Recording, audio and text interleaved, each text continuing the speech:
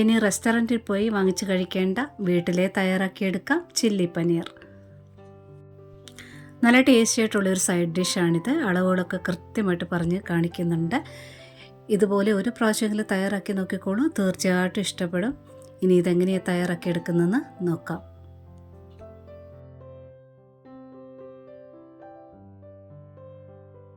ഞാനിവിടെ ഒരു ബൗൾ എടുത്ത് വെച്ചിട്ടുണ്ട്. ഇനി 1 ടീസ്പൂൺ മുളക് പൊടി, 1/2 ടീസ്പൂൺ ഇഞ്ചി വെളുത്തുള്ളി പേസ്റ്റ്, പനീറിന് ആവശ്യമുള്ള ഉപ്പ്, 1/2 ടീസ്പൂൺ കുരുമുളക് പൊടി, 1/2 ടീസ്പൂൺ ഡാർക്ക് സോയ സോസ്. ഇനി കുറേശ്ശെ വെള്ളം ചേർത്ത്, അതിനാണ് സ്പൂൺ കണക്കിന് ഒഴിക്കുന്നത്, ഒത്തിരി ആയി പോകരുത്. ഇതുപോലെ ഒന്ന് ഇളക്കി, മീനിനൊക്കെ നമ്മൾ മസാല പുരട്ടിയെടുക്കല്ലേ, അതേപോലെ ഒന്ന് കുറേശ്ശെ വെള്ളം ചേർത്ത് ഒന്ന് കുഴച്ചെടുക്കാം. ഞാനിവിടെ 2.5-3 ടീസ്പൂൺ വെള്ളം ചേർത്തിട്ടുണ്ട് ഈ ഒരു പരുവത്തിലാകാൻ. ഇനി 200 ഗ്രാം പനീർ കഷ്ണങ്ങളാക്കി കട്ട് ചെയ്തെടുത്തിട്ടുണ്ട്. ഇനി ആ കുഴച്ച് വെച്ചിരിക്കുന്നത് പനീറിൽ നല്ലവണ്ണം മിക്സ് ആകുന്ന രീതിയിലൊന്ന് ഇളക്കിയെടുക്കണം. സ്പൂണൊക്കെ ഉപയോഗിച്ച് ഇളക്കുമ്പോൾ ഒന്ന് ശ്രദ്ധിക്കുക, പനീറിൻ്റെ കോർണറൊക്കെ ഒന്ന് അടർന്നു വരാൻ ചാൻസ് ഉണ്ട്. ഇതുപോലെ ഒരു സ്പാച്ചുല ഉപയോഗിക്കുകയാണെങ്കിൽ നന്നായിട്ട് മിക്സ് ചെയ്തെടുക്കാനായിട്ട് പറ്റും. മിക്സ് ചെയ്തെടുത്തിട്ടുണ്ട്. ഇതിനെ ഒരു 10 അല്ലെങ്കിൽ 15 മിനിറ്റ് നേരത്തേനെ ഒന്ന് മൂടി വയ്ക്കാം. ഇതൊരു 15 മിനിറ്റ് ആയിട്ടുണ്ട്. ഇനി ഇതിലൊരു കോട്ടിങ് കൊടുക്കണം. അതിന് കോൺഫ്ലോറാണ് ഉപയോഗിക്കുന്നത്. ഒരു 2 ടീസ്പൂൺ ഉപയോഗിക്കുന്നുണ്ട്. ഒന്നിച്ചിട്ട് കൊടുക്കരുത്, കുറേശ്ശെയായിട്ട് ഇട്ട് കൊടുത്തിട്ട് ഇതുപോലെ ഒന്ന് കുടഞ്ഞെടുക്കുക. ആദ്യമേ പൊടി ഇട്ട ഉടനെ തന്നെ സ്പൂൺ വെച്ചൊന്നും ഇളക്കരുത്, പെർഫെക്റ്റ് ആവില്ല. ഇതുപോലെ കുറേശ്ശെ കുടഞ്ഞിട്ട് കൊടുത്തിട്ട് ലാസ്റ്റിൽ പൊടിയെല്ലാം തീർന്നതിന് ശേഷം ഒന്ന് സ്പാച്ചുല വെച്ചൊന്ന് ഇളക്കിയാൽ മാത്രം മതി, പെർഫെക്റ്റ് ആയിരിക്കും. കാരണം പനീർ സോഫ്റ്റാണ്. ചിക്കനൊക്കെ ആണെങ്കിൽ പൊടിയെ ഒന്നിച്ചിട്ടിട്ട് അങ്ങ് കൈകൊണ്ട് അങ്ങ് ഇളക്കിയെടുത്താലും മതി.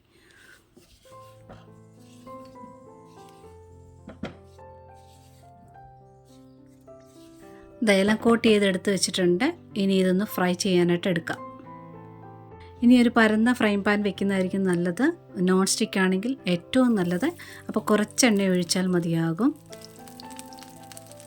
എണ്ണ നന്നായിട്ട് ചൂടായിട്ട് ഇതെല്ലാം ഒന്ന് നിരത്തിയിട്ടിട്ടുണ്ട്.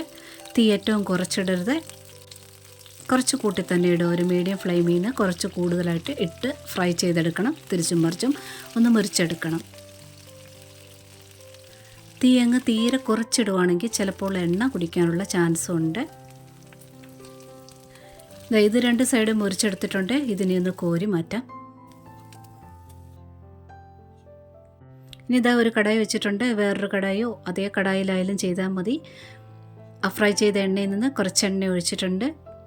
എണ്ണ നല്ലവണ്ണം ചൂടായതിന് ശേഷം 1 ടീസ്പൂൺ പൊടിയായിട്ടരിഞ്ഞ ഇഞ്ചി, 1.5 ടീസ്പൂൺ പൊടിയായിട്ടരിഞ്ഞ വെളുത്തുള്ളി, 2-3 കനം കുറഞ്ഞരിഞ്ഞ് പച്ചമുളക് കൂടെ ചേർക്കുക. എല്ലാം നല്ല ഹൈ ഫ്ലെയിമിലിട്ട് വേണം ചെയ്തെടുക്കാനായിട്ട്.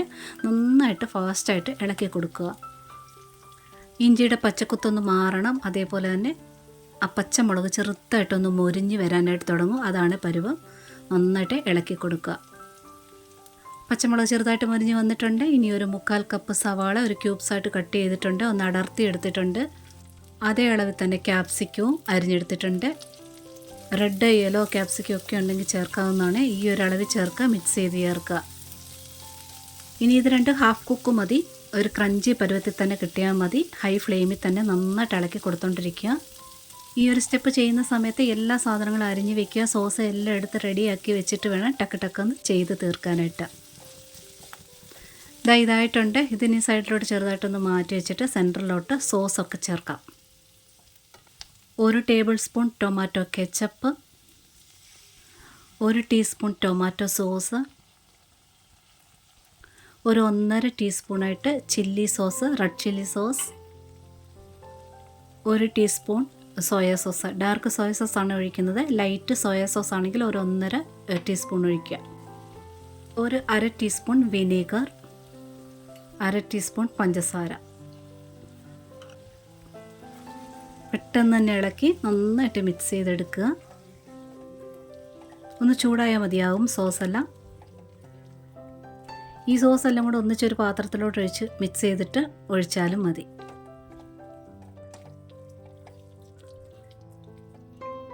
സോസ് നല്ലവണ്ണം ചൂടായി വന്നിട്ടുണ്ട്. ഇനി ഇതിലോട്ട് വെള്ളം ചേർക്കണം. ഞാനിവിടെ കുറച്ച് ഡ്രൈ ആയിട്ടാണ് എടുക്കുന്നത്, അത് കാരണം 1/2 കപ്പ് മാത്രം വെള്ളം ഒഴിക്കുന്നുണ്ട്. ചൂടുള്ള വെള്ളമാണ് ഒഴിക്കുന്നത്. ഒരല്പം ഉപ്പ് ചേർക്കുന്നുണ്ട്, നോക്കി ചേർക്കണം. സോയാ സോസിലൊക്കെ ഉപ്പുള്ളതാണ്. ഇനി നല്ലവണ്ണം ഒന്ന് തിളച്ച് വരട്ടെ. ഞാനിവിടെ 1 ടീസ്പൂണ് കോൺഫ്ലോർ എടുത്തിട്ടുണ്ട്. 1/4 കപ്പ് വെള്ളത്തിൽ ഒന്ന് നല്ലവണ്ണം കട്ടയില്ലാതെ ഒന്ന് കലക്കിയെടുക്കുക.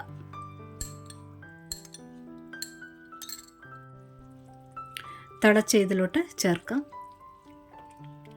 കുറച്ച് ഒഴിച്ചിട്ട് ഇളക്കിയെടുക്കുക, കട്ട കട്ടായിരിക്കാൻ വേണ്ടി. ഞാൻ പറഞ്ഞല്ലോ ഇവിടെ കുറച്ച് പുരട്ടിയാണ് ഞാൻ എടുക്കുന്നത്. കുറച്ച് ഗ്രേവി ആയിട്ട് നിങ്ങൾക്ക് വേണമെന്നുണ്ടെങ്കിൽ വെള്ളം ചേർത്ത സമയത്ത് 1 കപ്പ് ചൂടുവെള്ളം ചേർക്കേണ്ടതാണ്. ഒപ്പം തന്നെ സോസിൻ്റെ അളവും കുറേശ്ശെയായിട്ട് കൂട്ടിയിടണം, എന്നാൽ മാത്രമേ ആ ഗ്രേവിക്ക് ആ ഒരു ടേസ്റ്റ് പാകമാകൂ. കോൺഫ്ലോർ ചേർത്ത് നല്ലവണ്ണം തിളച്ച് വന്നിട്ടുണ്ട്. ഇനി ഇതിലോട്ട് പനീറൂടെ ചേർത്തിട്ട് നന്നായിട്ട് മിക്സ് ചെയ്തെടുക്കണം. ഈ സമയത്തൊന്ന് ഉപ്പ് ചെക്ക് ചെയ്യുക, വേണമെന്നുണ്ടെങ്കിൽ ചേർക്കണം. ഉള്ളിയുടെ തണ്ടുണ്ടെങ്കിൽ അരിഞ്ഞ് ഈ ഒരു സമയത്ത് ലാസ്റ്റിൽ ചേർത്ത് ഇളക്കുക. എനിക്കതിപ്പോൾ കിട്ടിയില്ല. ഞാൻ പനീറാണെന്നുണ്ടെങ്കിൽ ഒരല്പം ഇതുപോലെ കുറച്ച് മല്ലിയില ചേർക്കാറുണ്ട്. ഇഷ്ടമുള്ളവർ ചേർക്കുക.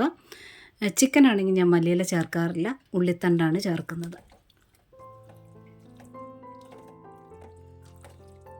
ഇത് നല്ലവണ്ണം മിക്സ് ചെയ്തെടുത്തിട്ടുണ്ട്. ഇത്രയേ ഉള്ളൂ. ചൂടോടുകൂടി തന്നെ സെർവ് ചെയ്യുന്ന സമയത്ത് വെള്ളയുള്ള കുറച്ച് മുകളിൽ വിതറാവുന്നതാണ്. അതുപോലെ കനം കുറഞ്ഞരിഞ്ഞ കുറച്ച് പച്ചമുളകും.